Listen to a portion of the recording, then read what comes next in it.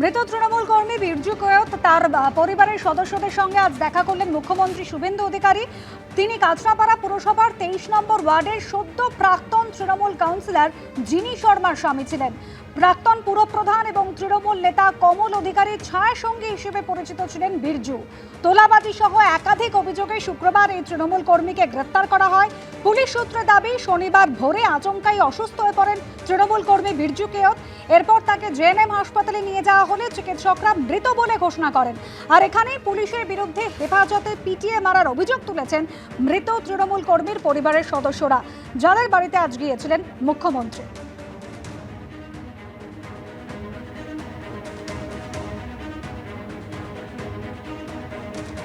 আমি প্রথমেই পরিবারের প্রতি সরকারের পক্ষ থেকে কৃতজ্ঞতা জানিয়েছি যে তারা এই মৃত্যুকে নিয়ে রাজনীতি করার সুযোগ কাউকে দেননি।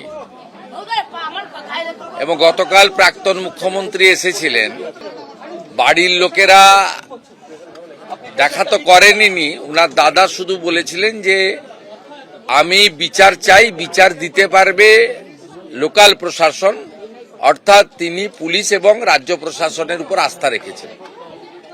এটা একটা বড় পাওনা।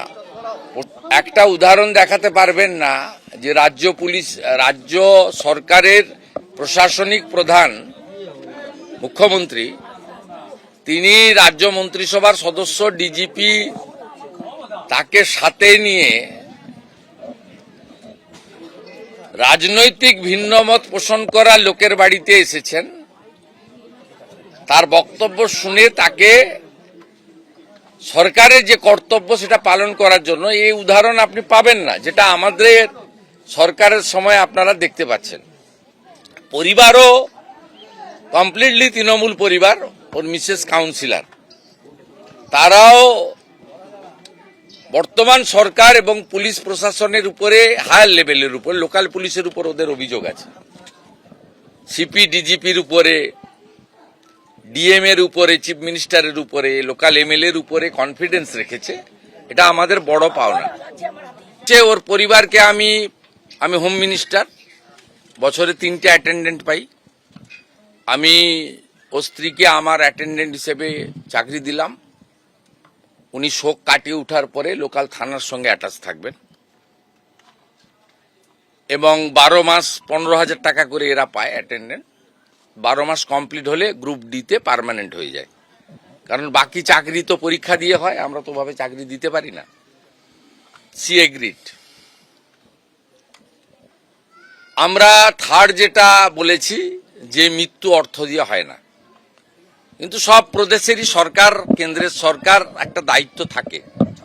এই জন্য CM relief fund, PM relief fund, এই জন্যই ডিজাস্টার ম্যানেজমেন্ট ফান্ড, এই জন্যই থাকে, ব্যবস্থা থাকে সরকারের।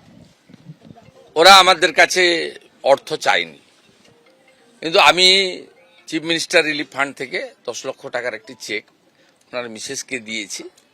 বলছে এটা আপনাকে নিতে হবে না, আপনাকে একটা চাকরি, ছোট চাকরি হলেও দিলাম আমরা। 2টো বাচ্চার নামে আপনি MIS করে দেন, ওদের পড়াশোনাটা দেখতে হবে। আর পোস্টমর্টম রিপোর্টে যা আসবে এবং ডিস্ট্রিক্ট ম্যাজিস্ট্রেটের নেতৃত্বে ম্যাজিস্ট্রেরিয়াল ইনকোয়ারিতে যা রেকমেন্ডেশন দেবে, তার ভিত্তিতে পরবর্তী পদক্ষেপ আমরা মেনে চলব। এবিপি আনন্দ, এগিয়ে থাকে, এগিয়ে রাখে।